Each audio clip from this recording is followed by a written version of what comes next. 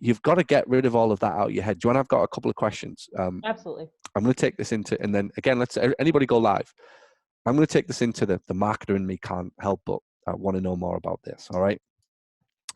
Who's the best client base, right? Under normal circumstances, who is the best client base, right? The top two. Give me two people. So is it the pelvic floor mothers? Is it the busy business owners? Is it the athlete?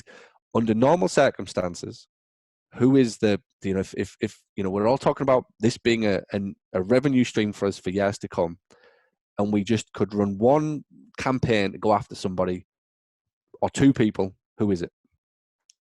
The people that are hurting that want help now, the busy executives. I mean, it really depends on your niche. For me, the moms love it because guess what? They don't have to leave the house. They've got babies to take care of.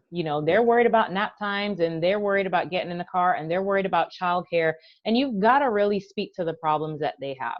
The mom does not want to have to pay for, and I live in Georgia, right? So the average amount of kids people have is at least 2 to 3. They don't want to have to find childcare each and every time because they may not be able to always get a family member. Now they've got to pay for a sitter. Then they've got to leave. Then they've got to come see you, or, all these different things. They don't want to do that. So telehealth is a really viable option for them. The other thing is you just plan it around something like the baby's nap time. Or if they're coming to you for like, hey, my neck is hurting. Let me know when you are nursing the baby and let's schedule your session then. Because I guarantee you that that's when you're having this problem. For the busy executive, they don't want to have to leave work if they don't need to. They don't have the time. They just don't have the time. What can you do to make this a viable option for them? And even think about changing your hours. Could you see patients between 5 and 8 o'clock in the morning? Could you see patients between 8 and 11 at night?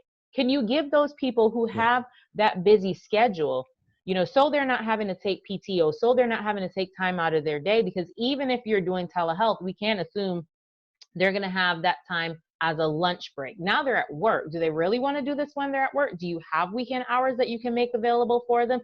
The beauty of telehealth that I hope most of you guys get is there is so much flexibility here. So much flexibility. So utilize it. I love it. In my head as well, I started to think about the scenario of how many times we lose patients who work offshore. So where we are on the northeast coastline in Britain, it's not far away from the oil and gas area where people go offshore for weeks and months on end, and they'll come in for 2 treatments, and then they'll say, right, I can't see you for 8 weeks because I'm off. I'm literally on a rig in the middle of the in the middle of the ocean as such. So for us, that offers a wonderful avenue now to be able to talk to these people. Let's go back to the moms and the busy execs, right? And again, I'm pushing from a sales point of view. What do they come to you for? I think you alluded to it a little. It's the kids and I'm too big. So if they're coming to you, so this is the question. So if they're saying yes to Juan online, they're saying no to an in-person clinic. Mm-hmm. Talk me through that, because I think that's the sales positioning, right? That we need to help everybody understand that if somebody chooses they're saying this. Convenience. Yep. You are offering convenience. You are offering, I'm a mom. I've got 2 kids. My kids are little. They're 4 and 7. Do I really want to get up and go somewhere? Or do I want to be able to say, you know what? I know in the morning, especially now, they can sleep in. They're going to sleep till like 9:30.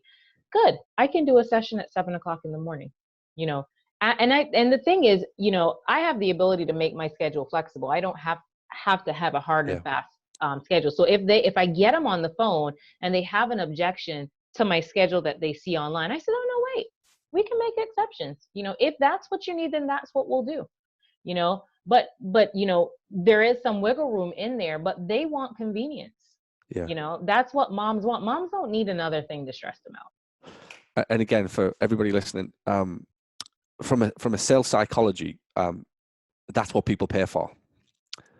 So when you're all worried about your prices, people are actually happy to pay more for convenience because, and again, I'll never back down on it. People value time more than money.